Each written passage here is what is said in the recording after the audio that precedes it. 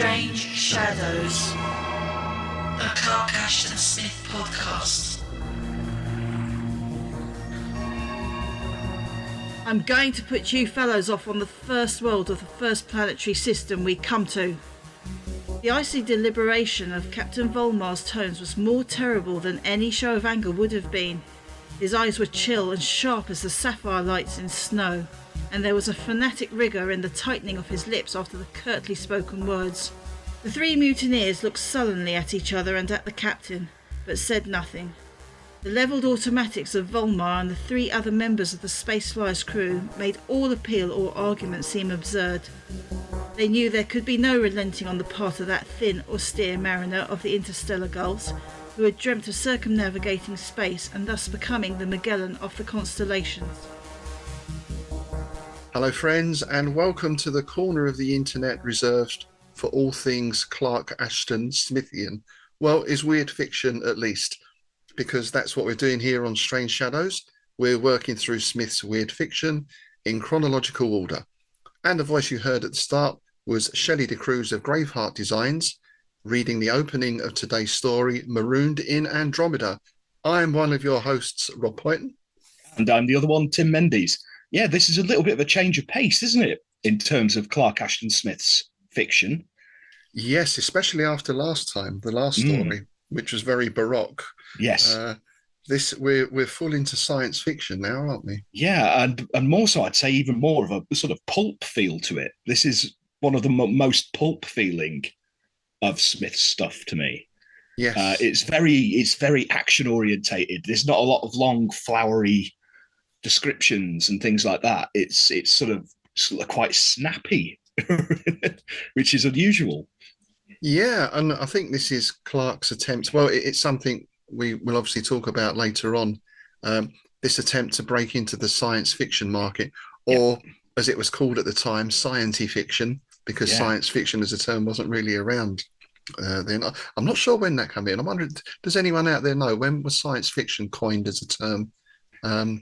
I know sword and sorcery was coined by Fritz Leiber.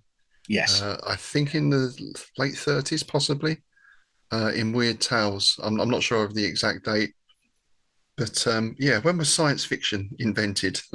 Which is something else we might touch on later as well, actually. Yeah, that'd be interesting to find out, because at this time, everything was still lumped under the banner of fantasy, wasn't it? Yeah. It was only at this point you actually started to get the distinctions between scientifiction, and because before that it was all just fantasy, everything that was basically speculative, what we call now speculative fiction. Yeah, or the Weird Tale, wasn't it? Really? Yeah, or the Weird Tale. Anything, from sort of Dunsanian elves and goblins through to science fiction, really. Yeah. Okay, so shall we start with the publication history? How did Smith do on this one? He did quite well, yeah, by all accounts. Smith started Marooned in Andromeda in January 1930, but then he set it aside for a couple of months as he completed The Devotee of Evil. He then returned to it in May and completed it on the 19th. He then subbed it to Wonder Stories, and it was readily snapped up. The editor, David Lasser, not only accepted it, but commissioned Smith for a series of stories featuring the characters. He liked it so much that even in the issue of Wonder Stories that it appeared in, he gave it like a glowing bit, like write up. He really liked it. So that's nice. It's nice to get things like that. But Smith was reluctant at first to accept, right? Because HPL and Frank Belknap Long had both had issues with this publisher. Of getting their fee. Yeah. So Smith basically said, when I get my fee for it, then we'll talk. And he did. He got a payment of $90 and readily accepted. So it was the cover story for the October 1930 issue of Wonder Stories. Oh, great. We'll see if we can dig that cover out then. October 1930 was that? Yes, October 1930. Yeah. And then Smith went on to write two follow-ups, The Red World of Polaris and A Captivity in Separis. And then he started a fourth, the ocean world of Aliath. Right, right. Which of course we'll be getting to Yes, in the Junus, of course. indeed. Yeah. And I think in that episodic sense, I did get a bit of feel of this of sort of Buster Crabbe and Flash Gordon. I don't know if you got that. I did. Yeah. I could see it as one of those episodes almost. I also got I got a lot of 60s sci-fi TV vibes from it. Very much so.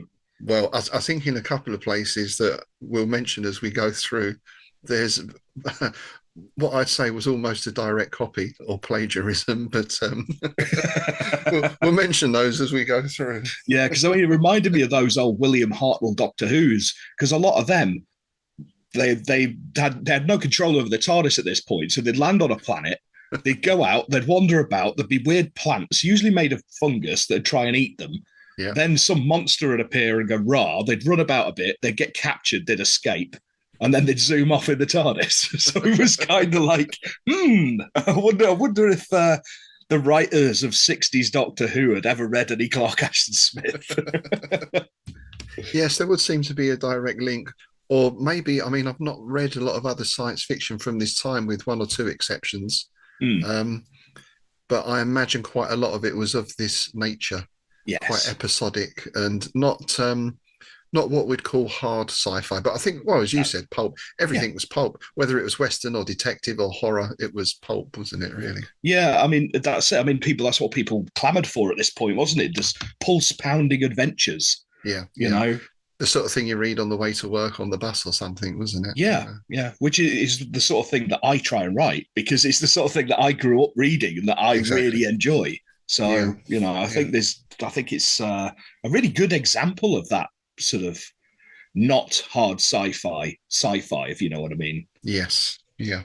Because a lot of sci-fi I can't get into, because there's too much going on for me. There's too much like calculations and it just turns me off. And especially because I read it at night, right? So if I'm half asleep, it just puts me under, Yeah, I know what you mean. And that's something we can maybe chat about at the end, this idea, because, I mean, this isn't really the roots of sci-fi, because they go back way before this, which we can talk about, but also the different types of sci-fi as well, because it's quite a broad heading, isn't it, really, as a genre? Yeah. Okay, so shall we get into our favourite words? We both had huge lists last time. I think we both got a few this time, not quite as many, perhaps. I'll go first then. Okay, first one I've got, I think we've mentioned it before, but is glaucous, which is a pale blue, yellow-green or bluish-grey colour. Now, I think we've mentioned it before, and it's used in that terms again, I think, in terms of the colour. But it also, in Greek myth, glaucous is a propheticized god, born mortal and turned immortal after consuming a magical herb. It is believed that he came to the rescue of sailors or fishermen in distress, which I thought was an interesting parallel with the story. Yes, that ties in exactly, doesn't it? Yeah. It's also a genus of nudibranch mollusk. Nudibranch. Nudibranch. Oh my god.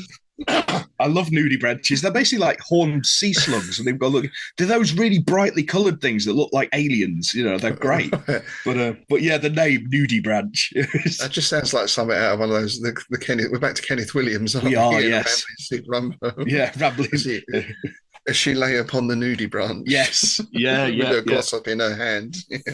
Yeah. He played with his cord wangle. Yeah. All right, now I'm going to murder the pronunciation of this one, I know. Noctilucae or noctilula. It's the plural of noctilucae, and it basically refers to things like a firefly or a phosphorescent substance, and at one time could also be used to describe the moon. Nice, yeah. So phosphorescent, I guess, is the main thing there. Yeah, I also had that because, again, I mentioned to you before we start, I ended up down a marine biology rabbit hole because of this. Again, there is also a genus of marine, I'm going to murder this bit as well, dinoflagellate, which is one of the most common bioluminescent organisms in the world. It's basically marine plankton. Right. Basically, luminescent marine plankton. So again, that idea of phosphorescence, luminescence. Yeah. Okay, what have you got next? I liked this one. Stridulation. Oh, nice. Yeah. The act of producing sound by rubbing together parts of the body. You're on a roll today, aren't you? I am on. Flagellation, nudie branches, and now frotogen. I mean, Yeah. Brilliant, isn't it? Yeah, it's typical Smith, though, isn't it? That to throw these slightly risque sounding words in. I'm sure it's deliberate. Oh well, it is, because in the letter that I'm going to be looking at in a bit to Samuel Loveman, he talks about how much satire he's put in here. Yeah. And he basically thinks that the editors didn't twig, otherwise they probably wouldn't have picked it up.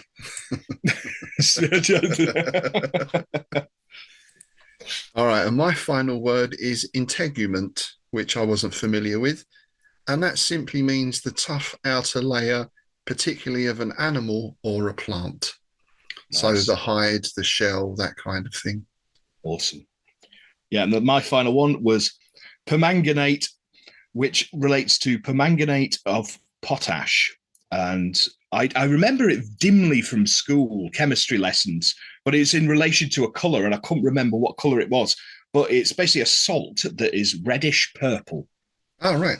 Yeah. Well, there's a good Smithian colour as well, isn't it? We're well into the violets and the purpureals, aren't we? Oh, we are indeed. Yeah. He doesn't even mention heliotrope in this one as well. Oh, I think so. He does a lot of colours in this one. So let's get into the story then. As we heard at the start, we have a mutiny on our hands on a spaceship. And the man in charge is a Captain Volmar, who I guess then became the recurring character for the series. Now, the only thing I could find with the name Volmar, well, two things actually. One, it's a name from Germanic myth. King Volmar was a dwarf or a kobold who ran away with the daughter of the king. Well, there's various stories about him, but basically a kobold type. Which I don't think has any connection with the story. However, the other Volmar was a 12th century monk and was one of the teachers of Hildegard of Bingen, who was a famous visionary and Christian mystic. Yeah. And I can't help but thinking, we've got this character who, as we find out later, his religion is science. The kind of namesake of this very religious character from the 12th century. I can't help thinking there's a little bit of play at work there from Smith. That wouldn't surprise me. That wouldn't surprise me at all. Yeah. But whatever the derivation of his name, he's got trouble because three of his crew have mutineered, and currently they're holding him at gunpoint. It's all quite a bit serious, isn't it? Yeah. Leveled automatics at him. It's yeah. And this is where we get the background as to what's happening. Basically, this crew are on a mission. They've been on a mission for 5 years. So it's a 5-year mission. And they're exploring strange new worlds. Are you getting my... I'm getting this. Yeah. So this was the first point at which I thought, okay, we've got a ship on a 5-year mission. Interesting. I wonder if one of them was wearing a red shirt. Well, I think we know which one, don't we? Yeah, exactly. And basically, this is an exploration mission. It just seems like they've pointed the ship away from Earth and, sort of, let's see what's out there. For 5 years, he had hurled it onward at more than the speed of cosmic rays through the shoreless, bottomless night among the shifting stars and nebula. The configuration of the skies had changed beyond all recognition. The signs were no longer those that are known to terrestrial astronomers. Far-off stars had leapt into blazing suns and had faded back to stars, and there had been many a flying glimpse of stranger planets. I like that idea about how a distant star suddenly becomes a huge blazing sun. Well, not suddenly. And then a little while later, it's just a little twinkling star again. That gives you a real impression of the cosmic immensitudes, doesn't it? Yeah, it reminds me, it's very similar to, when you're driving late at night, like when I'm growing up in the Peak District, and you're going over these you're up on the top, right? And you crest a walking great hill, and then you suddenly start seeing the little pinpricks of light of the town down below. Yeah, yeah, yeah. And then, it's a very similar feeling to that, isn't it? Yeah. It's like, you're out in the middle of nowhere. There's only like the moon and the stars above you, and then you go over, and then you see these little pinpricks. Yeah. It's quite evocative again, isn't it? I love this line. He loves this word, and I've come to love it as well. Not only because it's used in a Christian death song, but also because this is such a great word. The vertiginous horror of untold infinitude. That's nice, isn't it? Yeah. Vertiginous is such a great word. And the way that this horror has crept like a slow paralysis upon the souls of the three men, the three mutineers. Basically, they've become really sort of homesick. And I guess, I mean, this is something that's touched upon in some sci-fi films. It's one thing being on Earth. We know we're a little dot in space and everything else, but we're kind of we're surrounded by other people. If you're out there in that cosmic space with just a few of you, that must have a profound psychological effect. I mean, even on the guys who went to the moon, right? Oh yeah. Yeah. Well, you see, I read an interview a while ago with some of the people who were up at the International Space Station. And there was that whole thing where they're sort of looking out of the window at Earth with like longing. It's just, Yeah. I can fully believe it. Yeah. And they're up, what do they go up sort of weeks or months at a time, I guess. I imagine. Because I mean, there's other issues, right? The longer you are in space, I think some of your muscles start to waste and that kind this is it. Yeah.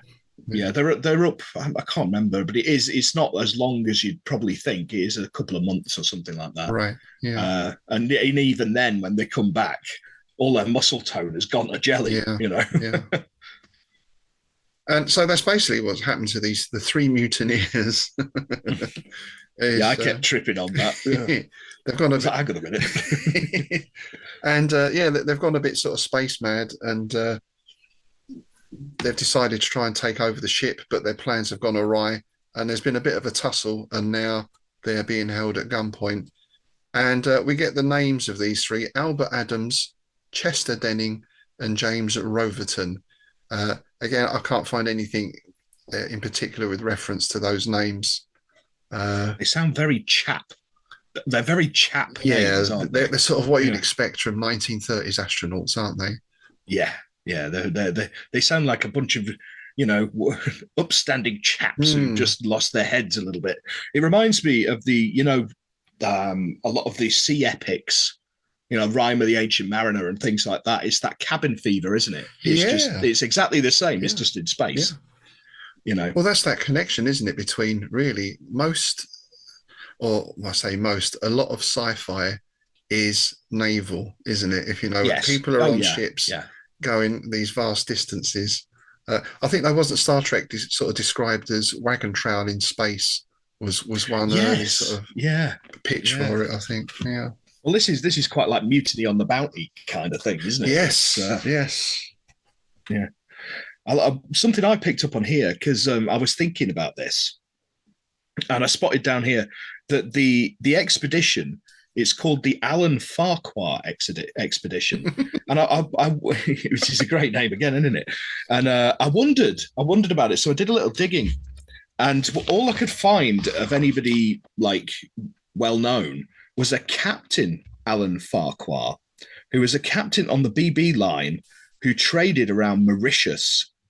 Right. He was later shot to death during a quarrel in London. Oh, my word! So again, you've got that naval connection. Yeah. Yeah. I'm curious now. Shot to death in London. Was that a duel or something like that? I wonder. I think it says during a quarrel. Yeah. That's all I can really find. It's sort of like it's kind of implied that he was a bit of a rake and a scoundrel, So he was probably diddling somebody's betrothed or something, A matter of honour, then. Yeah, a matter of honour. And I do like these three. We're told, although Adams and Deming were quite young, and Roverton was verging upon early middle age, which probably meant he was 30 back in those days. These are all elite guys, right? Their very presence in Volmar's crew was proof of intellectual ability and prime physical fitness. So these are the like you think from any astronauts, they're the creme de la creme. Yeah. But even given that, they've cracked under the pressure, and now we're in this situation.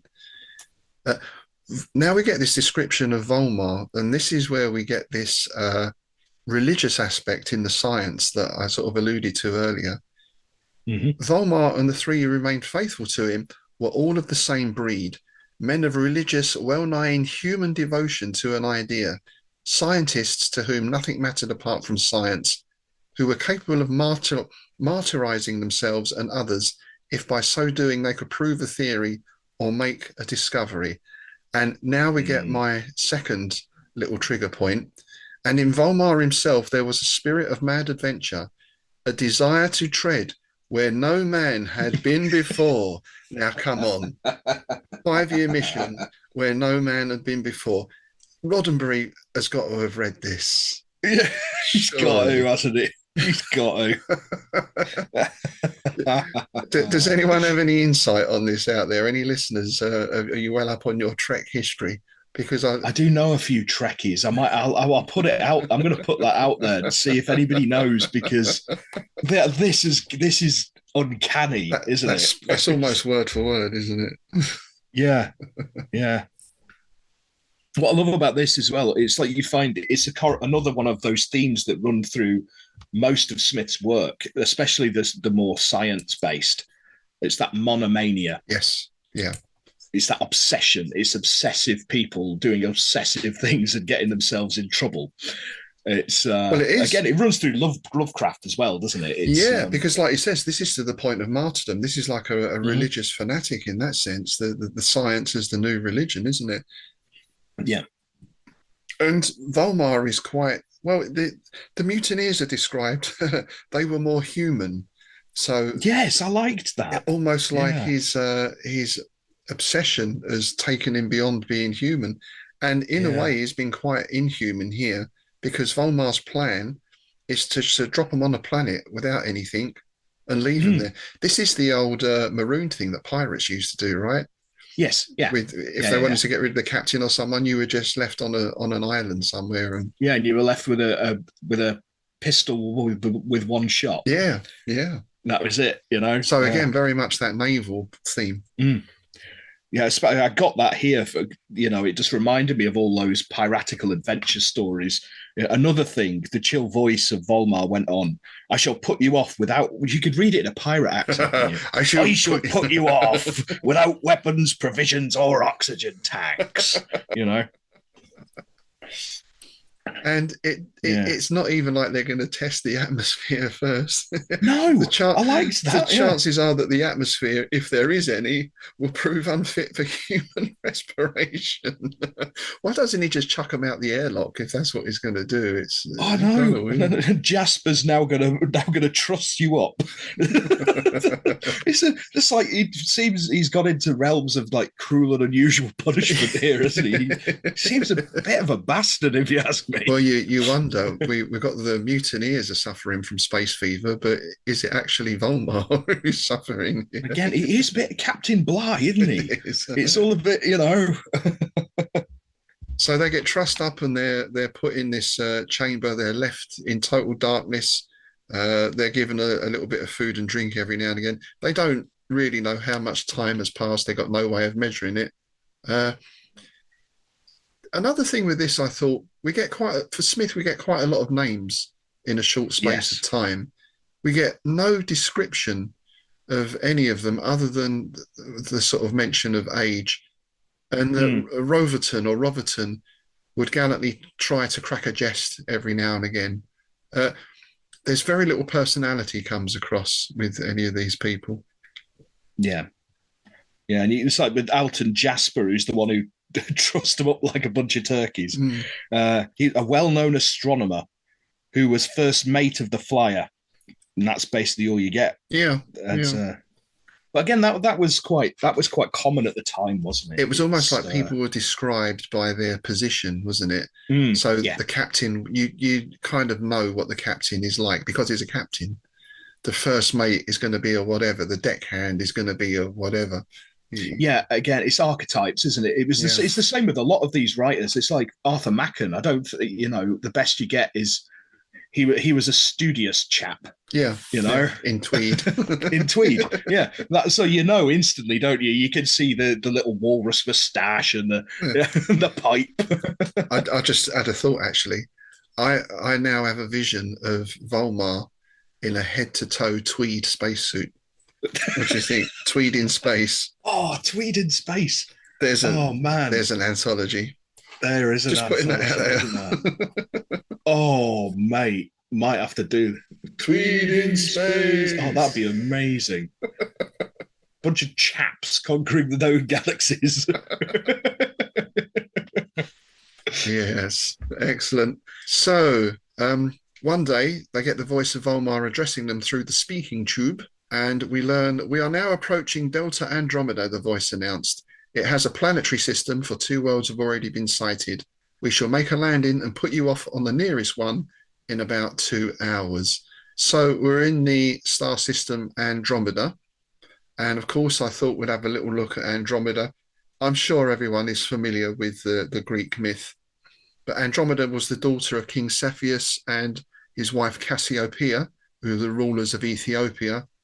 And to cut a long story short, she ended up chained to a rock as a sacrifice to Ketos or Cetos, the sea monster raised by Poseidon. And of course, she was rescued by Perseus, who she later married. And I think they had 9 children who were the founders. Was it the Mycenaean Empire? I think I'm not too sure.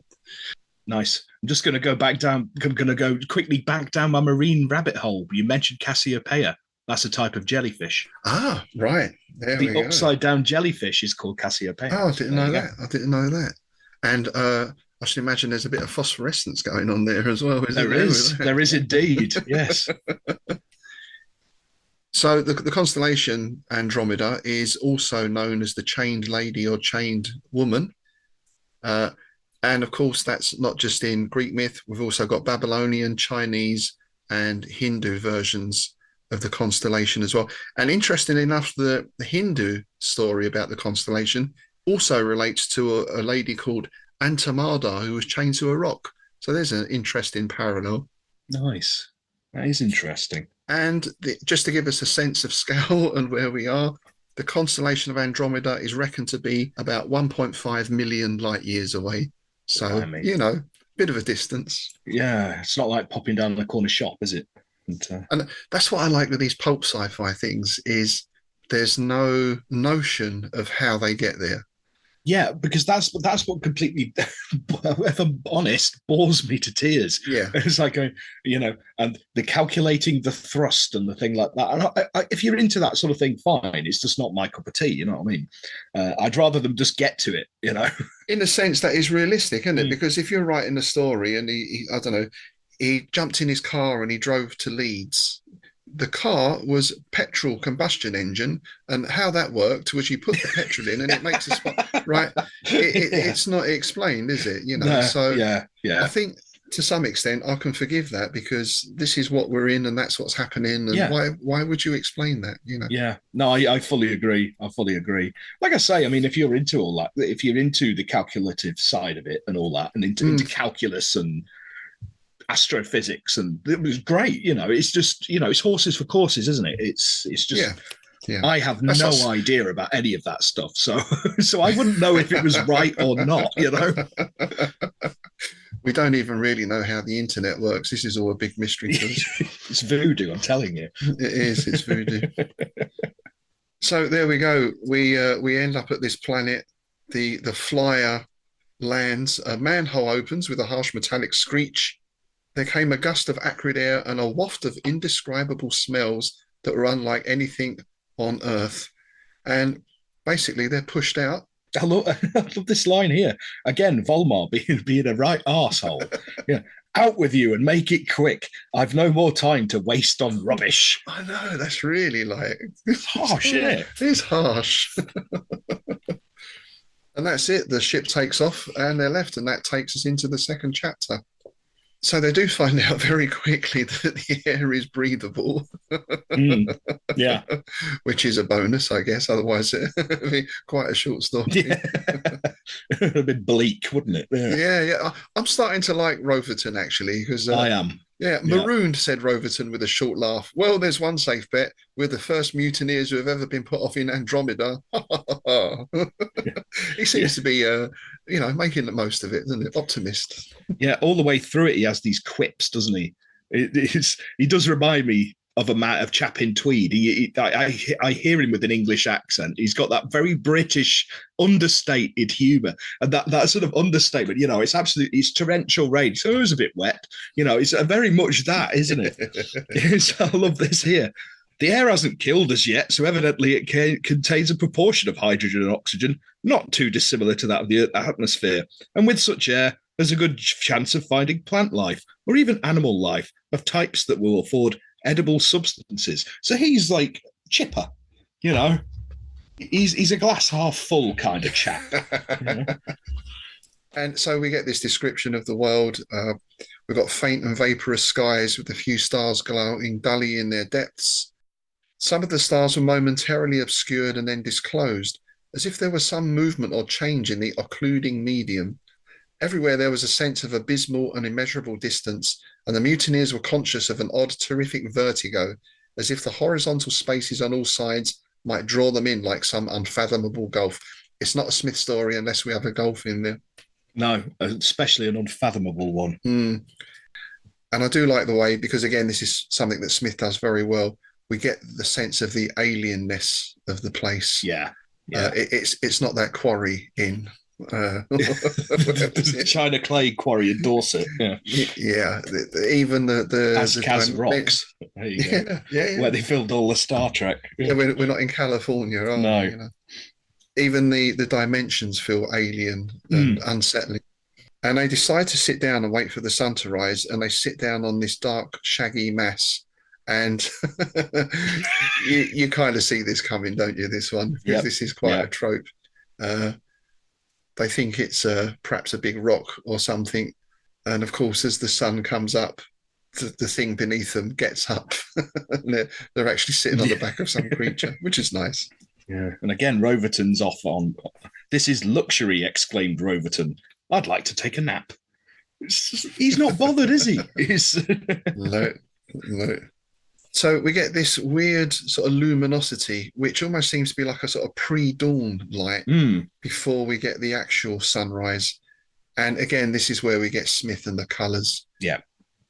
Soon the vapours, hueless at first, were tinged with deepening colours, pink and saffron and heliotrope and purple, as if an aurora were rising behind them. There was a brightening in the centre of this prismatic display, and it was surmised that the solar body Delta Andromedae had now ascended above the horizon.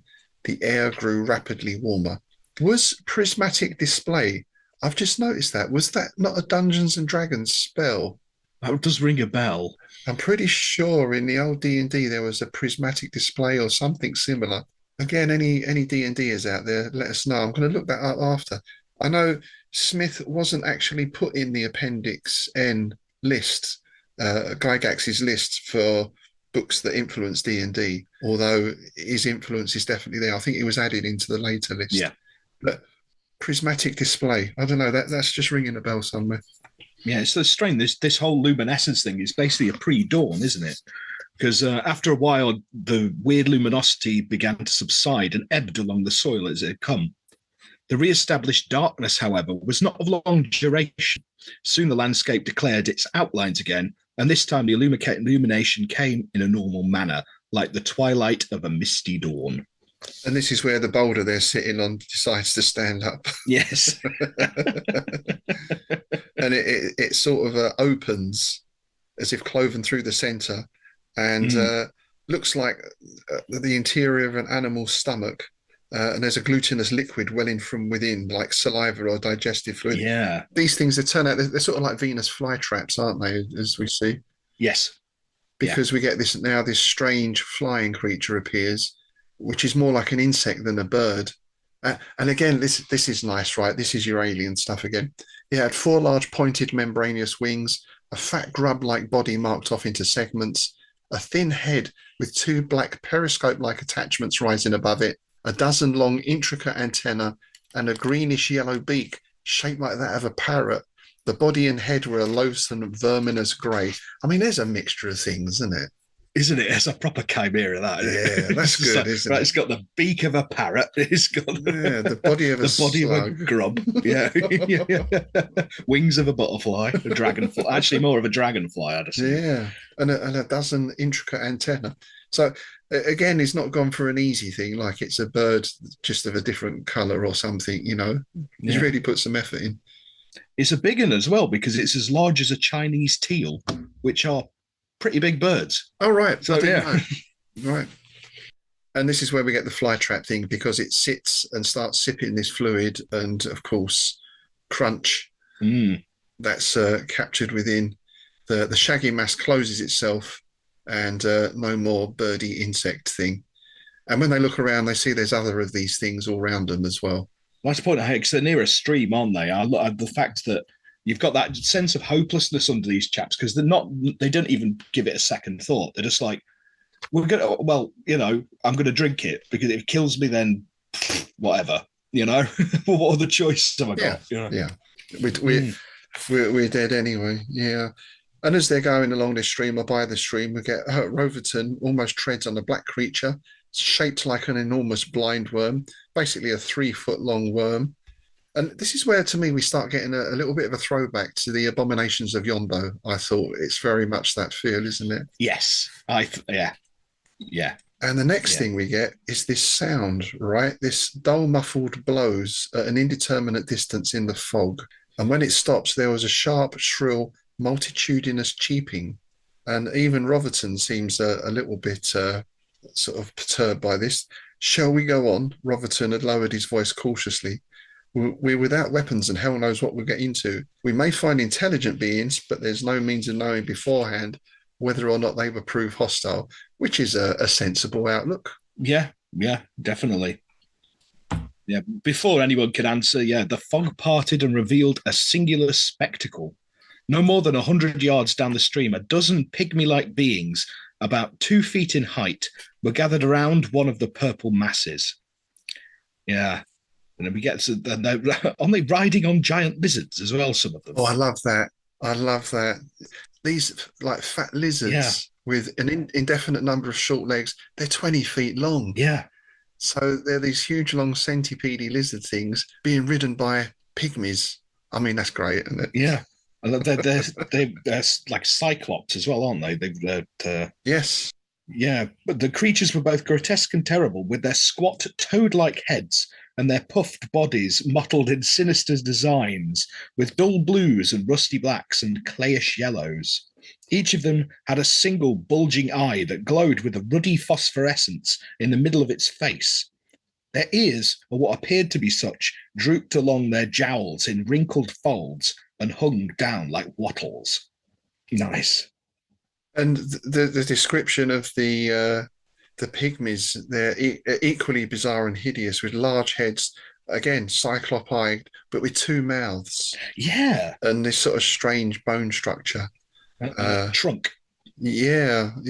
So again, it's I wonder if it's an effect when people were writing for television or film back in the day. You got to think, well, basically what we're going to have is a bloke in a suit, right? Yeah. So you can't have a bloke in a suit whose joints don't look human, because that's, Well, that was something that the creators of Doctor Who tried to get away from, because they were like, we don't want to do blokes in suits. And that's how you ended up with the Daleks and things like that. Right. Because it hasn't got legs. It takes away that human aspect and makes it seem more unreal. Yeah.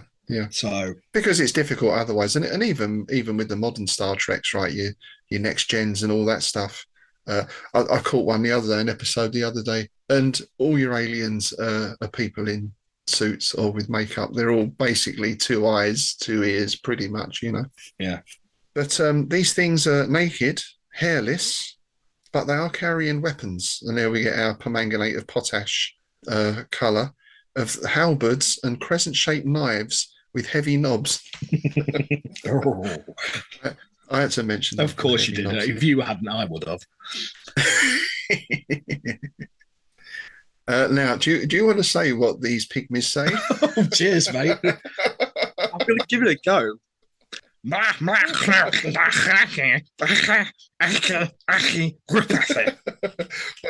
That's played, sir. Well played.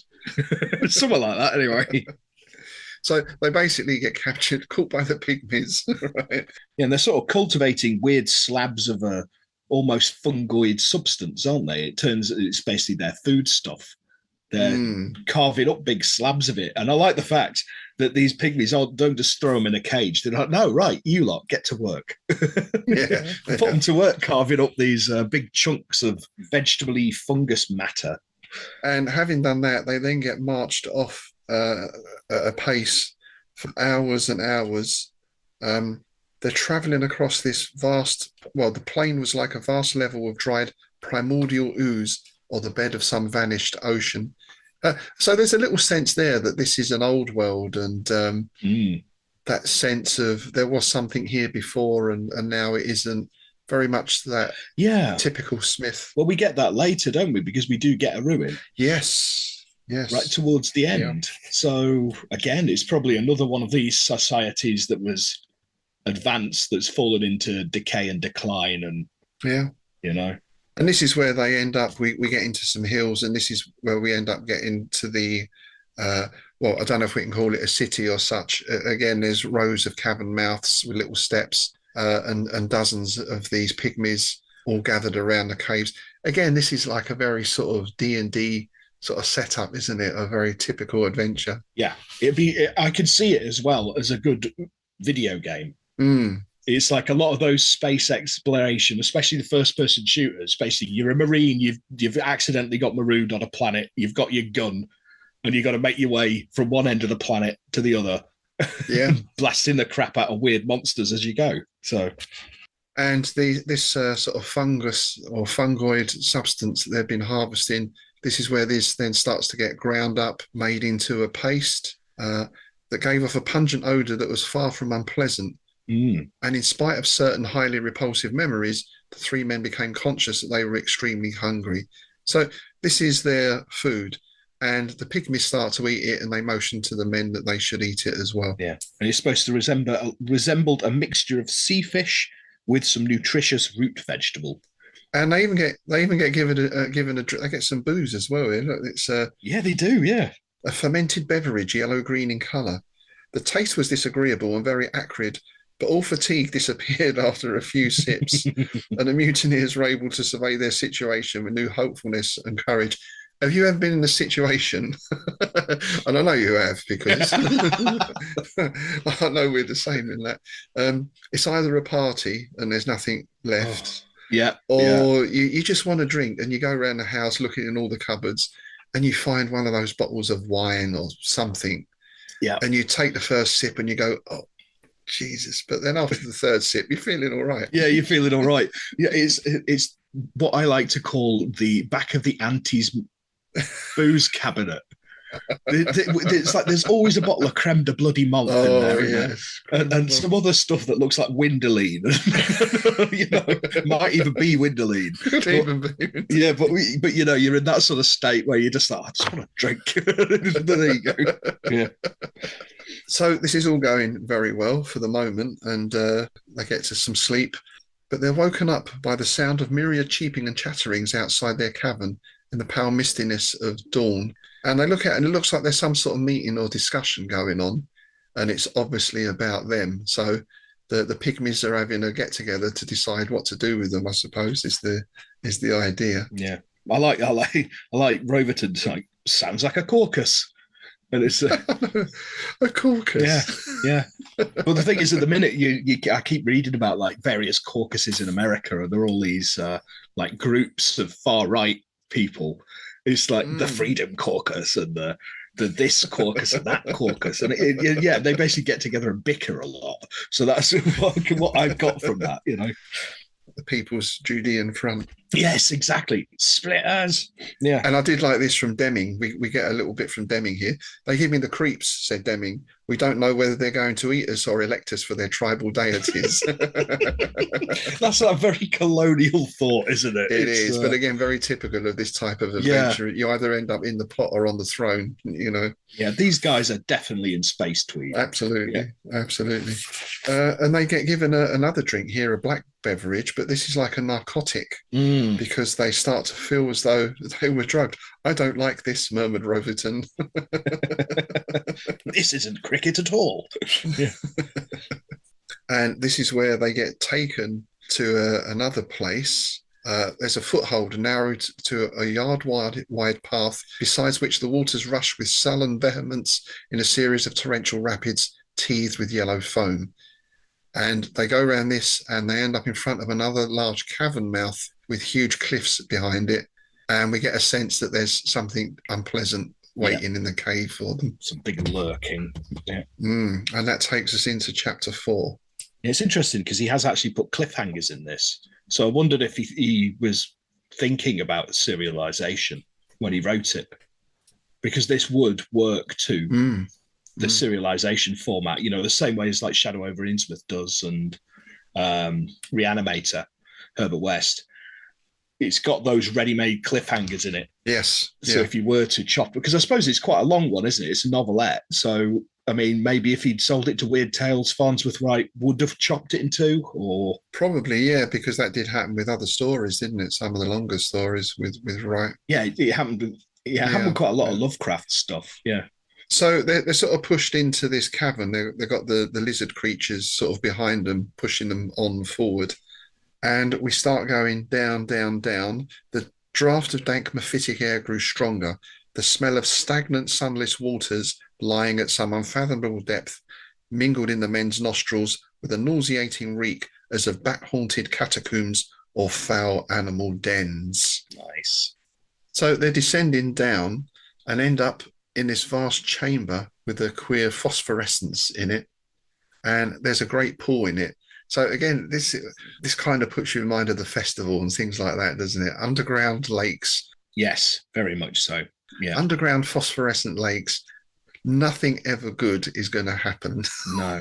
It's even things like Horror of Red Hook, isn't it, as well? You got that. Yeah.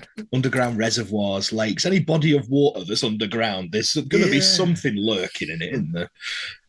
I remember because I grew up near Audley Edge, just down the road from it. And my dad was actually a member of the caving club. And you said potholing and things like that. And I got into it as a teenager. And there's an underground lake under the Audley Edge. And it's incredibly creepy. Wow. You go down there and it's completely lightless, obviously, because it's a bloody cave. Yeah. And with your little head lamps, and it's sort of like reflecting off the waters and creating all these weird ripples. It's a bit like being at a Pink Floyd concert. It's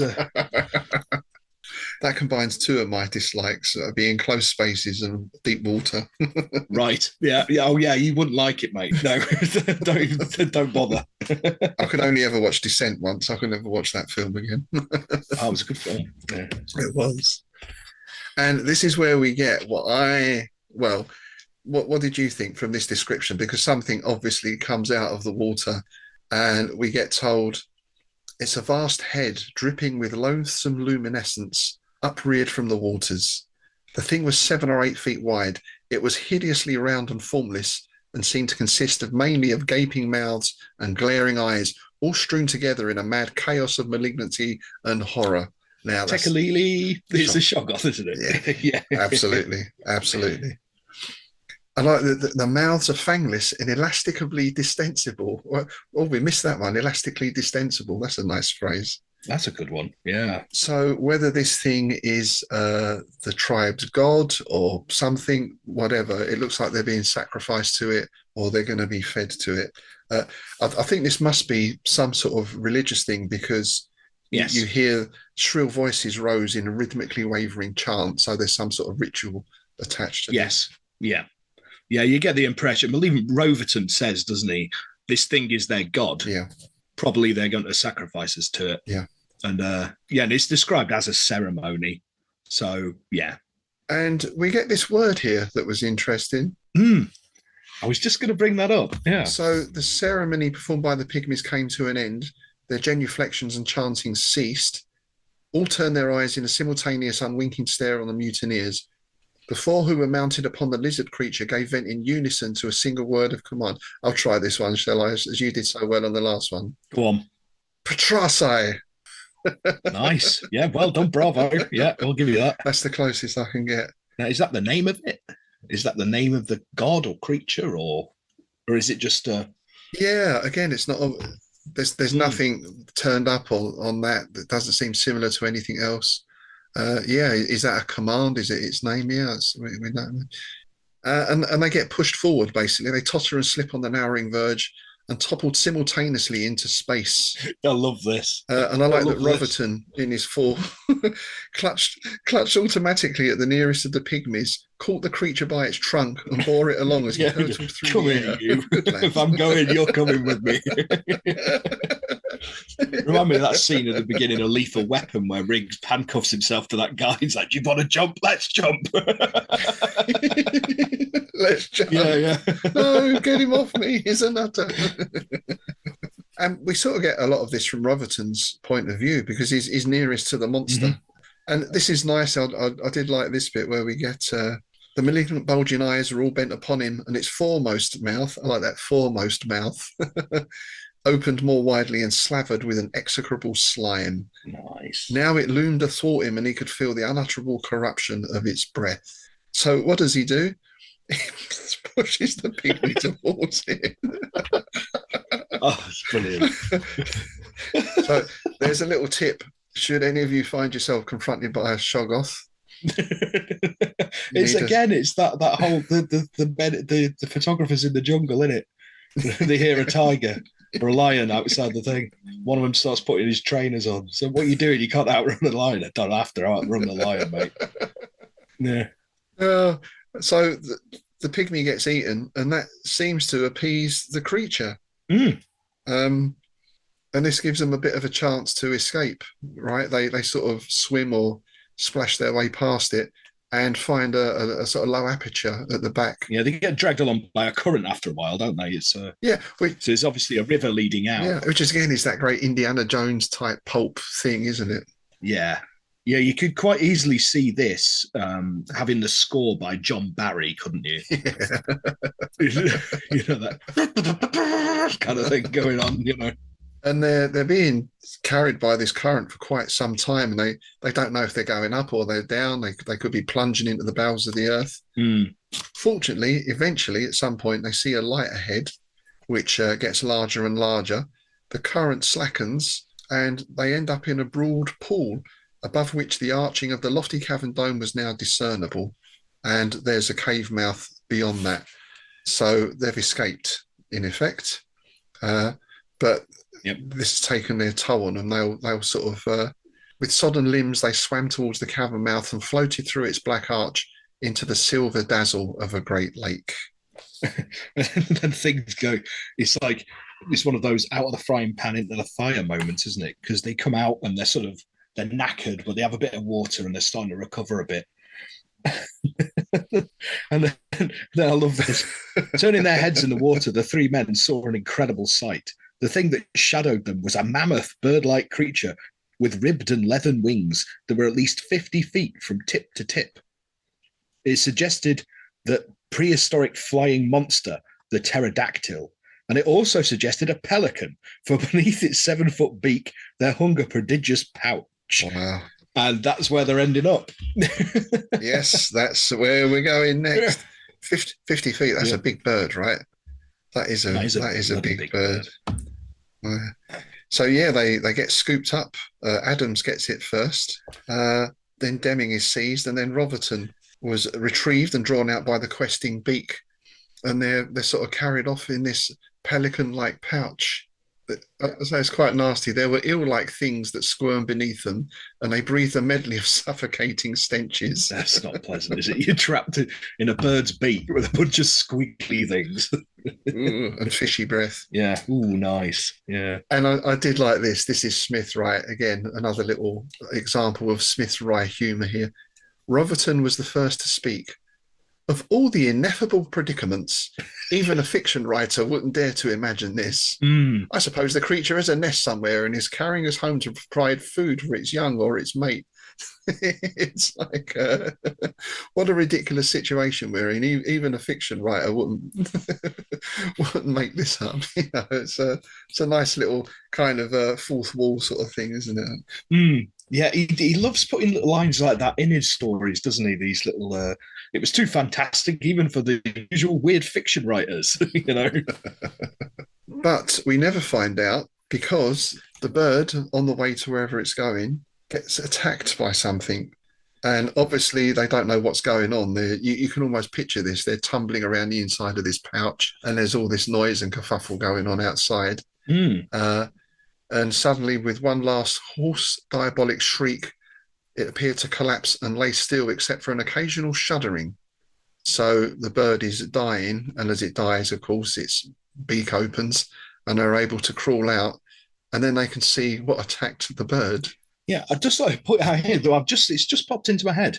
This whole scene is Finding Nemo, isn't it? I've not seen it. You got the pelican, right? Because Nemo's dad and Dory were looking for him. They're trying to get somewhere, and they befriend a pelican, and he puts them in his mouth with some seawater and carries them. But there's a bunch of seagulls trying to chase it to get them. So he's just like zooming about, and they're sort of tumbling about in this beak. So not only Gene Roddenberry read this, but also Finding Nemo. Pixar. Yeah. So it looks initially like the bird has been attacked by a huge snake or serpent because it's wrapped from head to tail in the coils of something which Roverton could only designate to himself as a vegetable anaconda. Is that a band name, do you think? Vegetable anaconda? It's an interesting one. Vegetable anaconda. I like it, yeah. It's more like a plant, but it's also snake-like and seems to have sort of tentacles as well. Yeah, it mentions having suckers like an octopus. And it's rooted in the black viscid looking soil. So a bit like the Venus flytrap things we had earlier, part plant, part animal almost. I guess it's kind of similar to like an anemone or something like that, isn't it? Oh yeah, that's true. Yeah. It's like a snake locks or something, you got this sort of squishy bit at the bottom and then all these fronds coming off it. It's well, again, we can speculate there where he got these ideas from. And as we've said many a time, especially on the Innsmouth Book Club, if you want to see Lovecraftian alien life forms, just look into the depths of the sea. Yeah. There's all the horrors there that you could ever wish for. Well, the thing is, in California, there's no shortage of weird and wonderful sea fauna, is there? Let's face it. Jellyfish and all sorts kinds of weird and wonderful things wash up on the coast of California, don't they? So yeah. So they escape from the pouch and they sort of start wandering around and they see other of these tree-like things around. It looks like they're in a more tropical area now. This thing must have carried them quite a distance.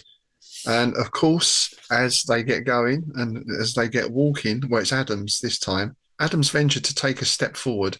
Instantly, a long tentacle shot out from the nearest of the kraken-like forms and encircled him. Struggling and screaming, he was drawn toward the great dark lumpish mass from which the tentacles emanated.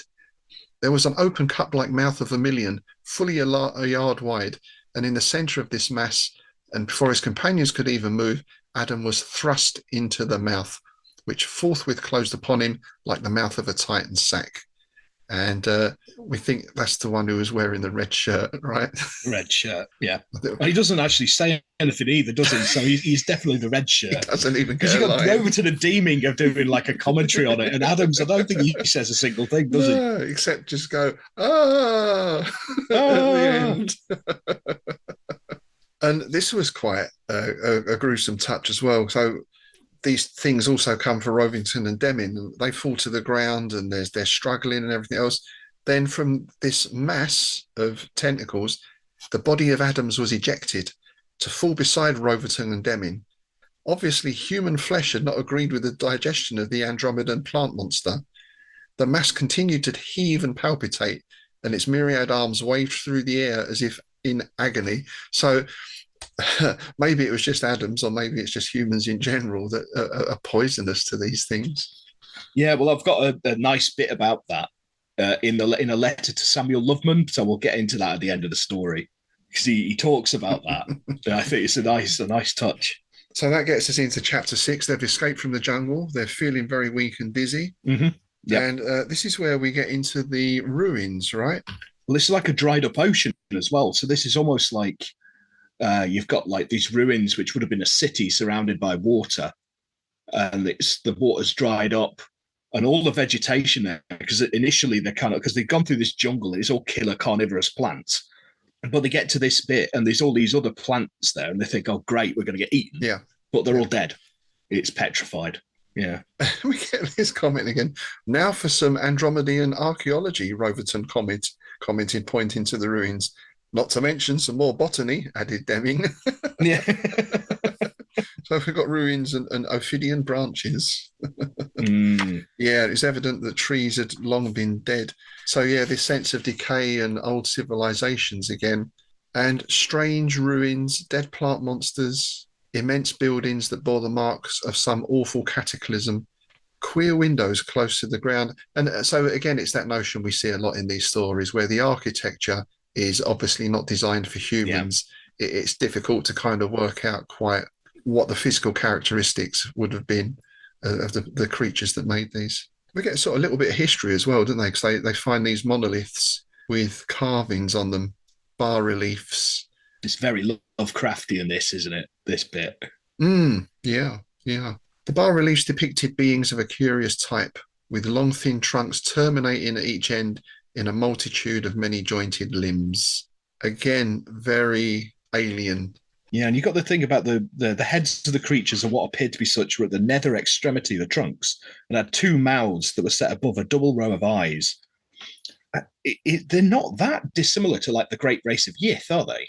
No, that's true, actually. Yeah. Well, I wonder in a sense as well, if you're trying to invent new monsters or new creatures, there's only so many places you can go. Yeah.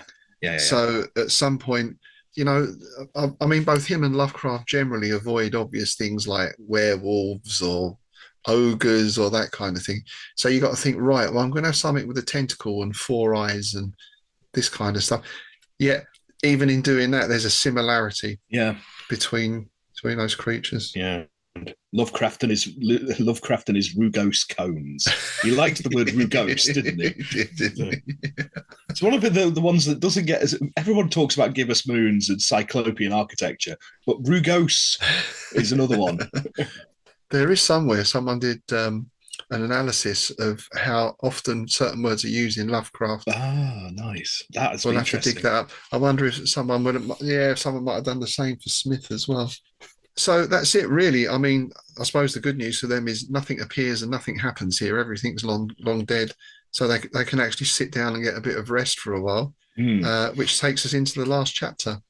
So, however, once again, their rest is interrupted and they're awoken by another sound. The twilight had turned to a rich violet. Somewhere in this twilight, there was a shrill, strident humming that grew louder momentarily. All at once, the humming was near at hand in midair. It soared to deafening clamour. Roverton and Deming saw that a swarm of giant insects with curving 5-inch bills were hovering about them. So they've woken up to this swarm of insects who seem a bit uncertain as to what they are, but that uncertainty doesn't last long because one comes in and stings Deming on the back of his left hand. Yeah. It reminds me of going camping in Scotland. Doesn't it? You wake up in your tent and you're surrounded by bloody midges. Yes. The only sort of response to this, all they can think of is, well, let's build a fire. So they start grabbing all these old dead branches, and with 2 small fragments of metallic stone from the buildings, they manage to get a spark going and set fire to the trees, basically, which drives the insects off.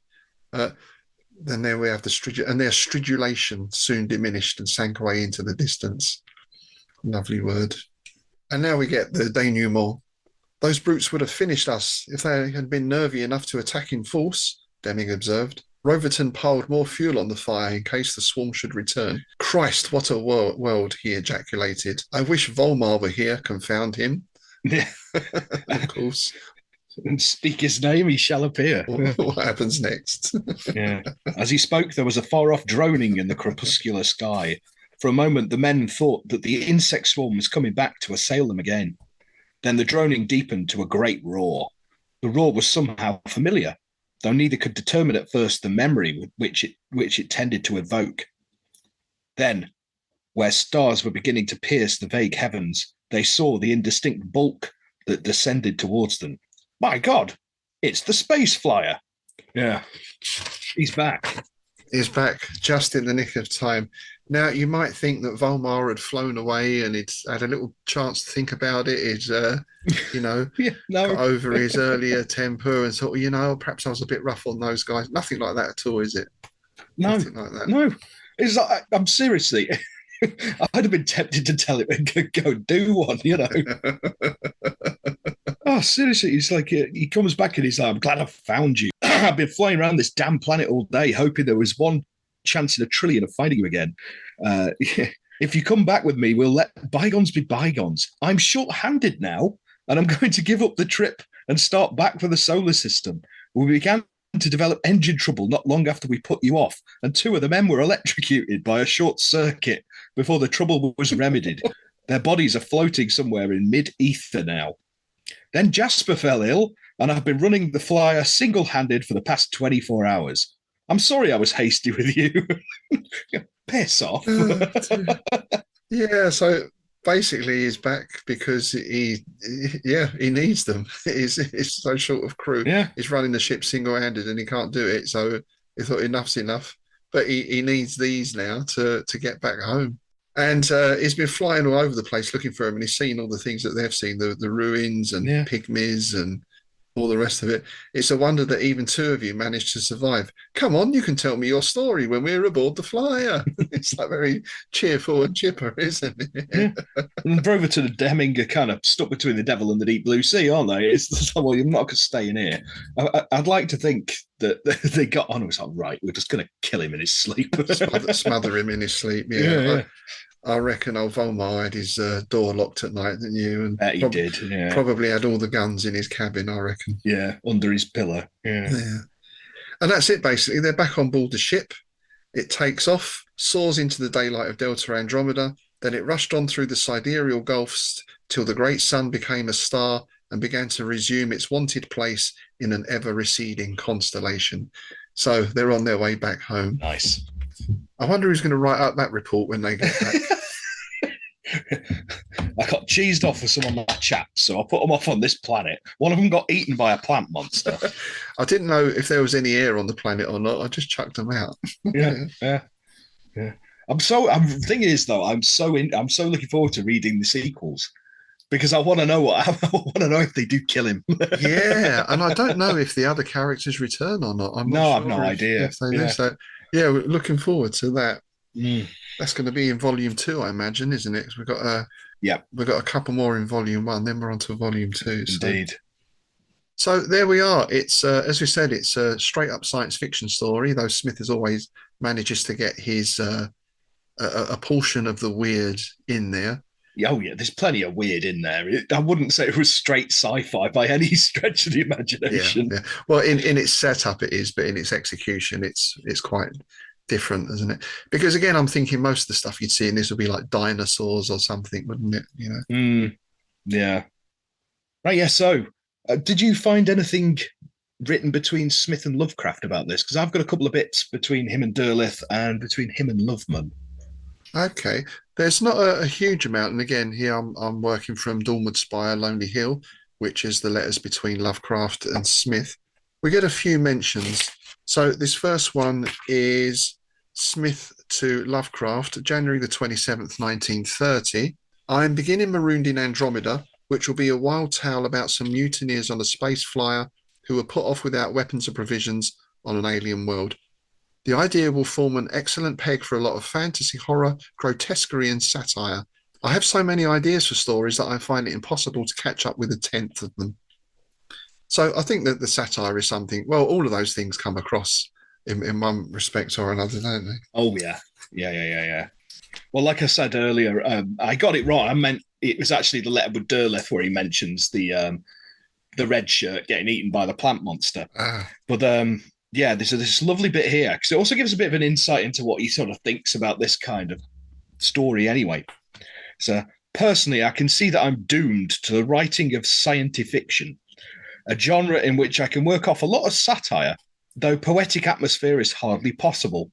I don't believe Gernsback, that's the publisher of Outstanding Stories or whatever it was that it's published in, would print my work if he realised the Swiftian irony of some of it. In one tale, a human explorer was spewed out as indigestible by a flesh-eating Andromedan plant. And the one I'm writing now, two terrestrial scientists are caught on an alien planet by visiting zoologists from a neighbouring world, who take them for rare specimens of the local fauna and transport them to an interplanetary zoo. Yeah. And the astronomical novelette, The Monster of the Prophecy, which Wright has, is hilariously sardonic in its implications. Yeah, I like that. It's basically, it's like, yeah, we're not even good enough to eat, you know? yeah. Again, it's that irony, isn't it, that we've spoken about before, that grim humour almost, you know. Indeed. Yeah, that was a letter from Clark Ashton Smith to August Derleth from Eccentric Impractical Devils, which is the collection of letters. And we have a reply back to Smith from Lovecraft. This is dated June the 23rd, 1930, from Providence, Rhode Island. And what is nice with this is we get a little mention of something else as well, which you'll see as we go along. Your new tale is exceedingly attractive as a weird fiction of a lighter sort, and I hope it can find advantageous professional lodgment. In time, I hope to see Andromeda, whose 40 pp, I presume that's pages, would be a pleasure and no infliction at all. So at this stage, Lovecraft hasn't read Andromeda because I think, as you mentioned at the start, he took a break to work on the Devavev to finish it. Yes, yeah. But then we get this. Wright recently sent me a letter from the WT author Robert E. Howard praising my Rats in the Walls and giving incidental remarks on early Celtic Britain. Howard seems to be a rather erudite person, and I am dropping him a line. He lives at Cross Plains, Texas. Some of his work, especially the Elder World stuff, is delightful, but he is woefully prone to spoil his tales by concessions to the cheaply romantic element. Nice. So this is the genesis of the correspondence between Howard and Lovecraft, which, as we know, was that's awesome. There's like volumes of those, right? Oh yeah. Well, they were both like incredibly prolific letter writers, weren't they? So how nice to see that. And he mentions that to Smith, and obviously he didn't know at the time that was going to develop into another real sort of deep friendship for him. Nice. Yeah, I've got one more interesting letter. It's a letter to Samuel Loveman from May the 12th, 1930. It's in Born Under Saturn, which is the letters of Loveman and Smith. And it's quite interesting because it gives sort of his mindset in terms of what he's writing at this sort of period. I would send you some poems if I had any new ones, but I have taken exclusively to prose writing in my old age. I had stories in the May and June issues of Weird Tales, and 7 more are slated for publication in the same medium. Another story, A Murder in the Fourth Dimension, has been accepted for one of the Gernsback magazines, Amazing Detective Tales. It's an ingenious little horror about a man who took his rival into the fourth dimension to dispose of him without future detection, and then found that he himself couldn't get out. These fantastic stories amaze me. In fact, they're the only sort of thing that does at present. The market is limited, but I simply can't write the usual magazine junk. I'm now writing a fantastic novelette about some mutineers on a space flyer. You have been marooned on a world of Delta Andromeda. They have been picked up by a great bird, something between a pterodactyl and a pelican, which has stowed them away in its pouch and is carrying them half across the world to a terrible forest of semi-animate carnivorous vegetation. Here, after escaping from the bird, which has gotten into the coils of a vegetable anaconda, one of the mutineers is partially devoured by the narcophageous plants. Human flesh, however, doesn't agree with the digestion of these plants, and the other mutineers are shoved away by the intelligent growths that are holding them captive. Nice. And then there's just one more mention from HPL. This is postmarked the 6th of August 1930, and this was sent from Yuggoth in the hour of the Black Moon, of course. So by this time he's actually read the story. I was delighted too with the Andromeda tale. You have escaped marvellously from the range of the stereotyped in handling interplanetary adventure, and I think the scientifiction editorial fraternity will recognise this quality most emphatically sooner or later.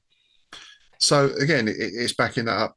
It's quite obvious that Smith is going specifically for this market, but without trying to be too stereotypical.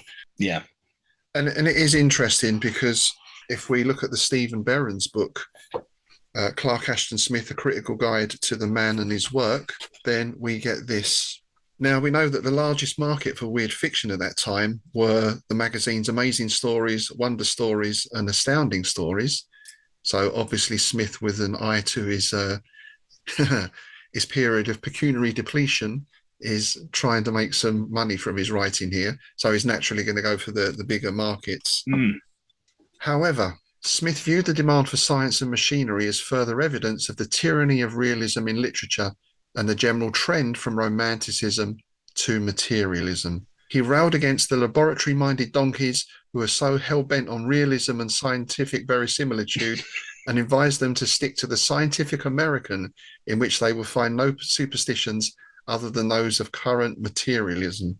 What did he call them? What donkeys? Laboratory-minded donkeys. Laboratory-minded donkeys. Brilliant. He defended the role of mystery and the fundamentally unknowable in science fiction in several short essays published in the letter columns of the STF magazines. STF was another term for scientific-fiction. I've actually got those in the appendices of the Derleth letters. Ah, right. Well, let's do a bonus on those then. Yeah, we'll do that. That could be our next bonus. Yeah. So Smith argued for the acceptance of tales that induce a sense of cosmic mystery, terror, beauty, strangeness, or sublimity, without supplying pseudo-scientific explanations for their fantastic elements, which is exactly what we were talking about earlier. There's no scientific description of how the rocket works or the spaceship works or what these creatures are. It's all very much about color and texture and smell and terror. Yes, yeah. And I think that's where we still get the sense of the cosmic. I mean, is that, I know you said you're curating an anthology at the moment on cosmic horror. Yes. And a lot of the stories you've got in have just been about aliens. Yeah, I had a lot of stories that weren't cosmic horror. They were set in space. There is a big difference. Yeah. Little green men with ray guns isn't cosmic horror. You know, it's quite a strange one. And Smith obviously gets this distinction, between it can be set in space, but that doesn't necessarily make it cosmic. Yeah. Whereas if you have his approach, then that brings that cosmic back into it, because it would naturally emphasize ultra-human events, forces, and scenes which properly dwarf the terrene actors to insignificance, which is the heart of cosmic horror, right? Well, I think it's something that people miss when you have these things set in space, and there's space this and space that, like we mentioned, space tweed earlier, or space food or space travel. Yeah. We're always in space. We're in space now.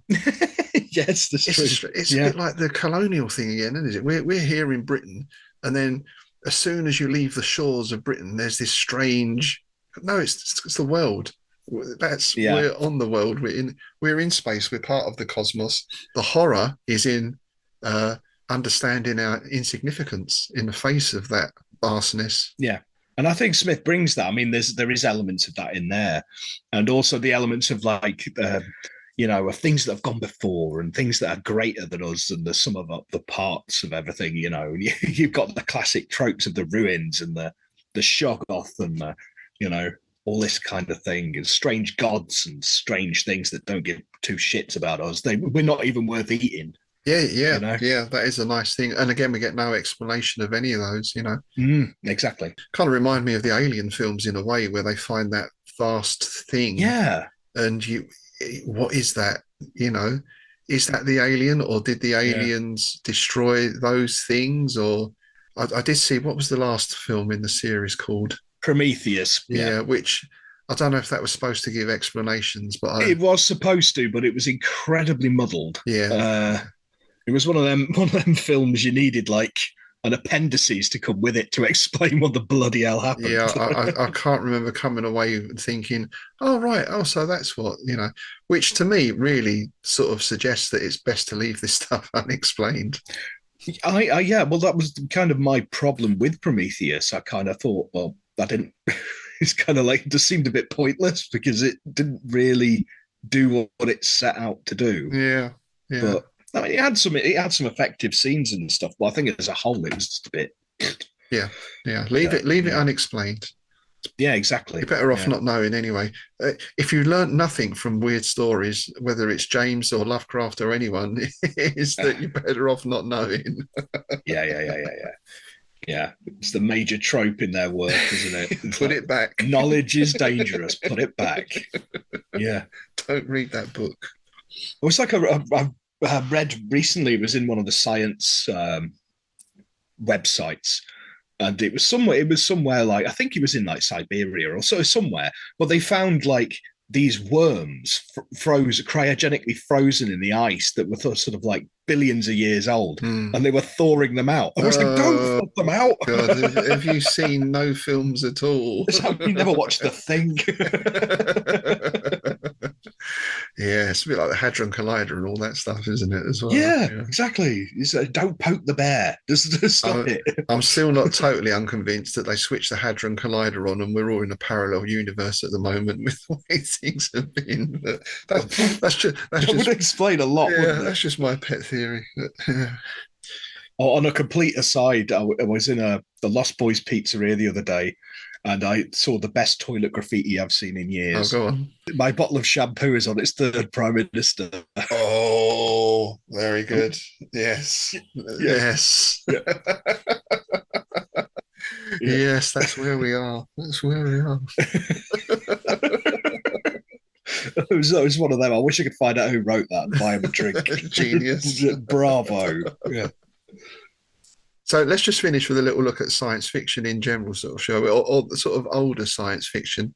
And one reason I wanted to mention this was I recently did an Innsmouth excursion. I was in Pinner in London, and I was at, I think, St. John's Church, where there's a very curious monument, which is a large obelisk with a coffin set halfway up it, sort of floating in the air. This was the work of a John Claudius Loudon. So obviously I researched him and I speak about that in the video, which I'll put the link to in the show notes. But John Claudius Loudon married a lady called Jane Webb. Now, the reason he married her was he'd read a book, and the title of the book was The Mummy, A Tale of the 22nd Century. And this had been written by a 17-year-old Jane Webb, who basically sort of found herself with some time on her hands and decided to write, well, it's actually 3 volumes. I think it's like 3 novellas.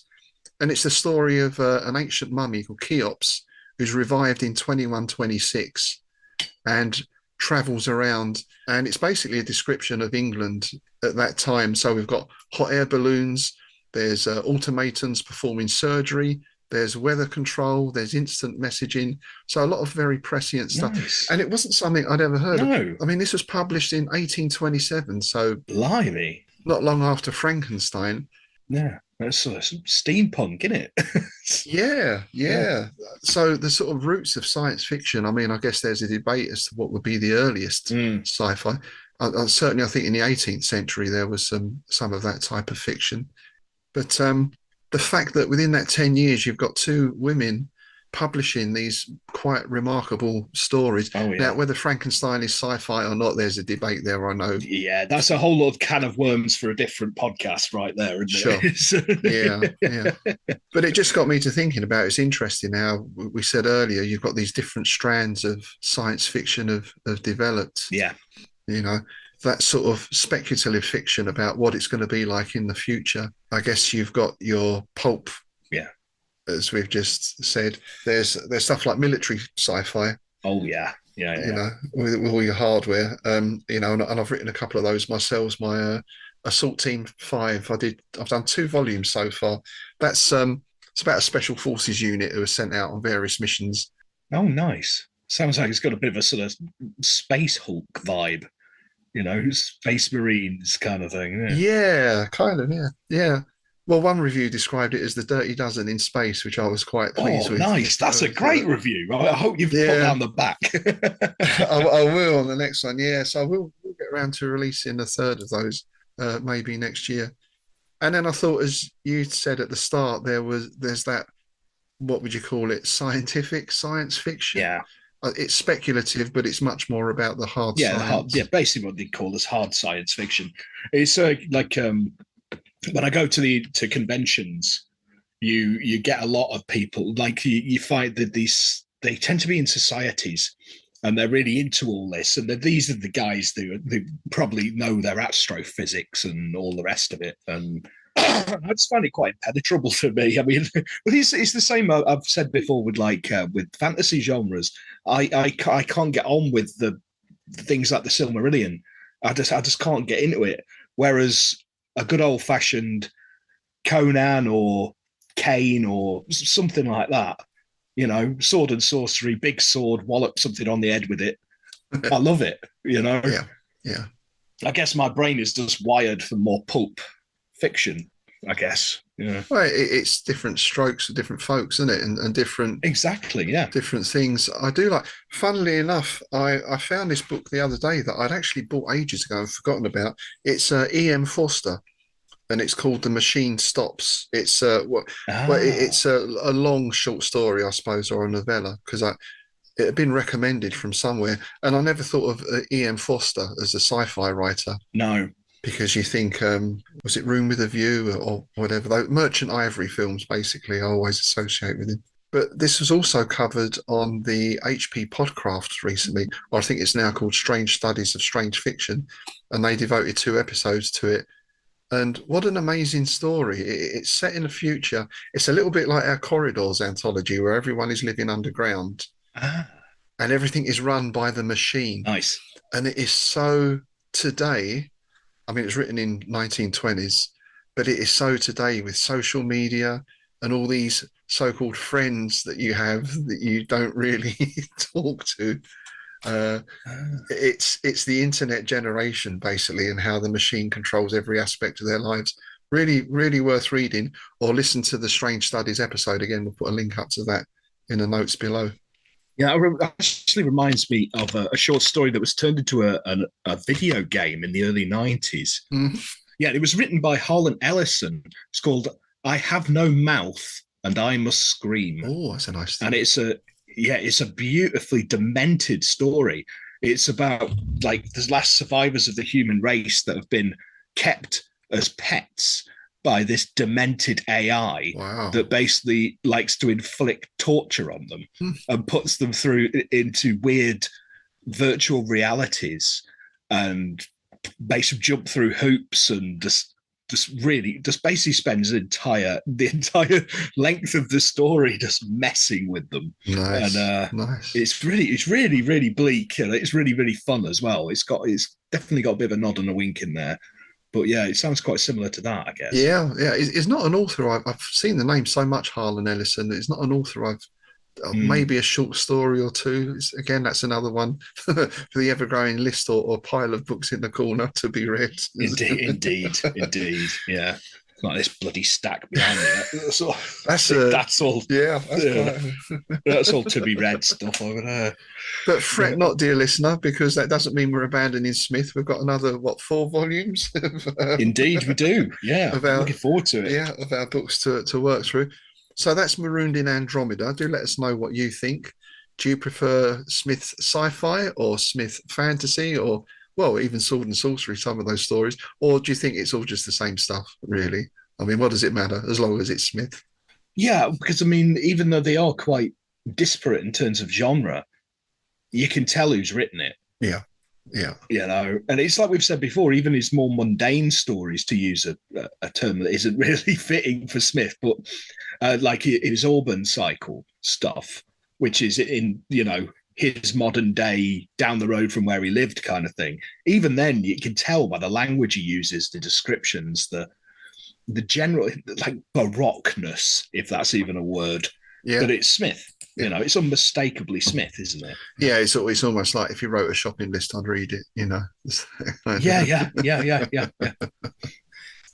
So there we are. That's it for today. Oh, I do think we had a comment come in from one of our new patrons, I believe. Yes, we do. We have a comment from one of our patrons, A.T. Johnston, sorry. Good day or eve, as the case may be, gentlemen. I've been digging the IBC for just about 2 months now, but been a hardcore HBL guy since around the mid to late 90s. And you all feel very much like kindred spirits. I particularly want to shout out Strange Shadows, because as much as I love HPL and Mythos stuff in general, I am maybe even more into Clark Ashton Smith. I have the Nightshade collection and the Dawnwood Spire Lonely Hill volumes, and was already creeping my way through the 2 collections on my own, and having this show to go with it is just such a joy. So thank you so very much, and keep on. You'll hear from me again, and may I suggest you look into Nightshade's companion volume, The Miscellaneous Writings of Clark Ashton Smith, which is mostly less weird than as usual, but also contains a play set in Zothique called The Dead Will Cuckold You, which is not to be missed. All praise Sothogua. Definitely. Thank you for that. That's a great comment. Yeah, thanks, AT. Thanks for writing in and your kind words. And yeah, that's something we're definitely going to be looking at some point. Yeah. Yeah, it's something that I've had in my basket on Amazon for a while. I'm just waiting to put in another order, because I tend not to put in loads of little orders. I'll just wait till payday and buy a bunch of stuff, and it'll, you know. Yeah. And but yeah, can I just say to any listener at home, if you want to Google "The Dead Will Cuckold You," make sure you put safe search on, because I didn't this morning. And some of the images I got were rather interesting. Oh my God. Oh. I dread to think. Yes. Right. Indeed. Moving swiftly on. Let's draw a discreet veil over that one. Yes. Thank you, A.T. Johnston. And thanks also for signing up and becoming a patron and supporting the show. If you'd like to join A.T. Johnston and our growing band of patrons, then please do check out our Patreon site. Indeed. When you sign up, you get a copy of Innsmouth News every month, and you also get access to bonus content, not only for Strange Shadows, but also the Innsmouth Book Club as well. Now, obviously, we've got the festive season coming up. This is going to be our last episode, I think, before Christmas. We're going to be having a short break, but we will be putting some things out over the break. Indeed. Yeah, we've got a couple of readings that we've done. I did a reading of one of my stories, which is a festive tale that also incorporates Lovecraft's Dreamlands. And I believe, what did you do, Rob?